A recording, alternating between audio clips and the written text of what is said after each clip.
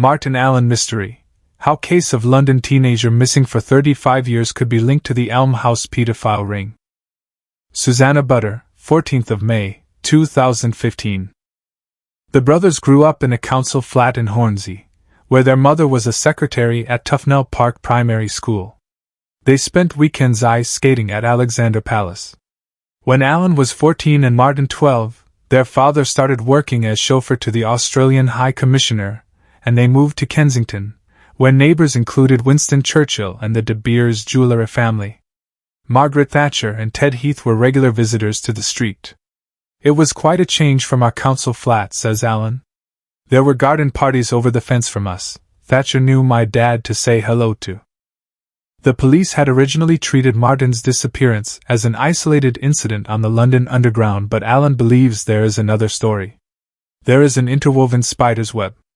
The people who did it all knew each other, went to the same places, used the cars. I would like them to be arrested. He says that the Australian High Commission used a chauffeur firm that had employed the notorious Sidney Cook, who has been convicted for molesting children. Jimmy Savile's chauffeur, David Smith, who last year committed suicide before standing trial on sex charges, is also believed to have connections to the company.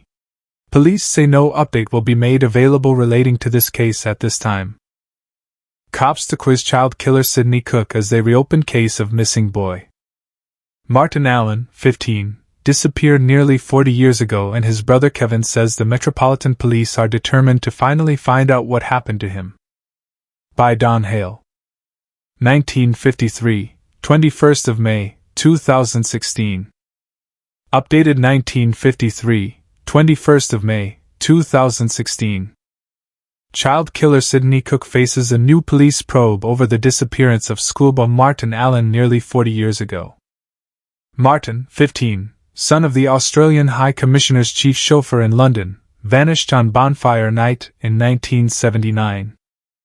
Cook, leader of a paedophile gang at the time, was involved with a hire car company that provided vehicles for top venues. Sidney Cook, a notorious British child sex offender and ringleader of the Dirty Dozen paedophile network, was repeatedly alleged to have intersections with the late broadcaster and serial abuser Jimmy Savile. Investigations have revealed that both Cook and chauffeurs tied to Savile were active in the same London car service networks during the late 1970s and 1980s. It is widely suspected that Cook's gang used these luxury cars to transport abducted care home boys to organized paedophile rings and orgies across central London, with claims suggesting his network may have provided victims to Savile. BBC paid millions to paedophile chauffeur. In an exclusive interview with The Telegraph, victim Alex Cook speaks out for the first time. Investigations team. Published 23rd of August, 2024, 5:55 p.m. BST. The BBC used chauffeurs convicted of paedophilia to transport celebrities and high-profile guests over almost 30 years, The Telegraph can reveal. Niven Sinclair was paid millions of pounds to run a chauffeur service for the broadcaster from the late 1970s until at least 2006, despite being a paedophile, with convictions that included raping a child at gunpoint. His firm was responsible for transporting celebrities including Jimmy Savile as well as guests including Ted Heath, the Prime Minister at the time, to and from BBC studios. One of the drivers employed by Sinclair was David Smith, another convicted paedophile who went on to abuse at least 2 children at the BBC's studios.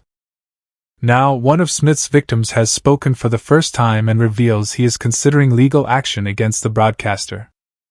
Alex Cook, who has waived his right to anonymity, said that he believed the corporation should be held to account.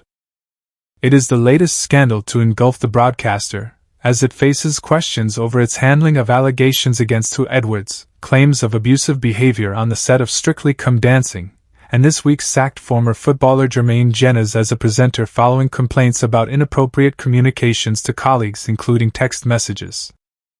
The Telegraph can now expose the full story of how 2 pedophiles were able to operate apparently unimpeded under the noses of BBC bosses. Both Sinclair and Smith had BBC passes and drove cars with number plates referring to the corporation. At one stage, the firm, which was known colloquially as Niven Cars, had 150 cars servicing the broadcaster. Smith had at least 5 convictions for abusing children by the time he began working as a chauffeur for the BBC in the early 1980s. It is understood that Smith was convicted in 1989 of abusing another child. It is unclear exactly when Smith stopped working for the car company, but a former employee said he was still there in the early 1990s. Mr. Cook told The Telegraph that Smith leveraged his BBC connectivity when abusing him as a child and took him to Television Centre in West London on a couple of occasions. Speaking out for the first time, Mr. Cook said he was sexually abused by Smith between the ages of 12 and 14. Mr. Cook reported the crime to the police, and in 2001, Smith pleaded guilty to abusing him. Mr. Cook said that one of the allegations Smith pleaded guilty to related was to abuse which occurred at the BBC's Television Centre in West London. Mr. Cook told The Telegraph that he believed Smith and his boss, Sinclair, whom he met, should have been vetted by the BBC even back then. He said that he hoped to understand is whether or not the BBC have been negligent in the way that they have dealt with child sexual abuse, and particularly surrounding Niven Sinclair and Niven cars and people that worked for him. Mr. Cook said that, while he was not looking for money, other victims may need to be compensated. He said he had spoken to lawyers about the case. Another of Smith's victims killed himself in 2015. The man previously told his family he was abused at the BBC's studios. Smith was prosecuted and convicted of abusing the child as part of the 2001 trial. Smith was found dead in 2013 on the eve of another sexual abuse trial. By that time, he had 22 convictions for child abuse. It was reported at the time that court documents said Smith was contracted to work as a driver for the BBC. Sinclair started working for the BBC in 1977. According to an article published by the broadcaster, he was running a significant part of the transport for one of the studios in London. In the article, the BBC describes the chauffeur as the driving force and hero of the organization who delivered thousands of guests to the studio on time. They said he assisted both Panorama and Newsnight, and in 2005 had 92 cars working around the clock for scores of programs. By then his firm was one of 11 BBC transport suppliers. The BBC also said that he attended meetings at their studios on election night. When Sinclair first started transporting BBC guests in 1977, he had already been convicted of abusing children in 1961, 1967 and 1971.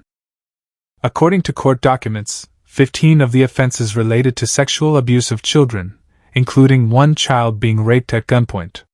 Sinclair served several years in prison. In 1971, Sinclair also pleaded guilty to possessing a Beretta automatic pistol without a firearms certificate, having it in a public place, and having a pistol despite being a convict. He was given 3 concurrent 2-year prison terms. Sinclair was accused of abusing children in the 1980s, but no further charges followed. In 2000, the contract with Sinclair's firm was suspended amid cost-saving measures at the BBC, before being restarted when staff became unhappy with the replacement. At the time it was reported that Sinclair demanded a stiff price from the corporation to resolve the uproar. He died in 2017. Islington child abuse victim. Why I won't talk to the town hall inquiry into 𝗍𝗆𝗄𝗎𝗍 link. Islington Tribune, 11th of April, 2014. By Andrew Johnston. Last month, Education Secretary Michael Gove ordered Islington to investigate information uncovered in the historic police inquiry which links 𝗧𝗿𝗍𝗶𝗴𝗍𝗶 to children's homes in the borough in the 1960s, 70s and 80s. But former abuse victims say they have no trust in the town hall, which has lost all the records, and would only speak to an independent inquiry. Despite recognition that a huge pedophile ring preyed on Islington children's homes in the 1970s and 1980s, no one has ever been prosecuted, and all the records of the homes and the names of the children who went to them have been lost. Mr. Gove failed to state which children's home 𝗧𝗿𝗍𝗶𝗴𝗍𝗶 is alleged to have been involved with in Islington, and there is some frustration at the town hall that they have been given scant information to work on. One home, Conwood Street Children's Home, became notorious when the scandal was first exposed. Jason Swift, 14, who was abducted in King's Cross in 1985 and gang-raped, is believed to have lived there. He died during his ordeal, and a number of men, predominantly based in Hackney, were subsequently jailed for his death, including Sidney Cook, who was given 19 years for manslaughter in 1989. He is still in prison following further convictions in 1999. It has recently been alleged that Cook may have provided victims for Seville. The 14 inquiries already held into the abuse claims in Islington have established that pedophiles operated in all of Islington's then 24 homes. But no one has ever been prosecuted. Campaigners point out that former staff members who left the town hall during the inquiry have never been questioned. Some are still involved in children's services in other parts of the country. Former abuse victim Demetrius Panton, who is now a lawyer, told the Tribune that he would not speak to any Islington-led inquiry. The individuals who could have shed light on what happened are either in litigation with Islington over the issue, or far too scared and traumatized, he said. He added that he had been told by other abuse victims of Seville's connection to Islington. But added, "I'd be willing to talk to an independent body, but I'm not going to engage with the borough of Islington.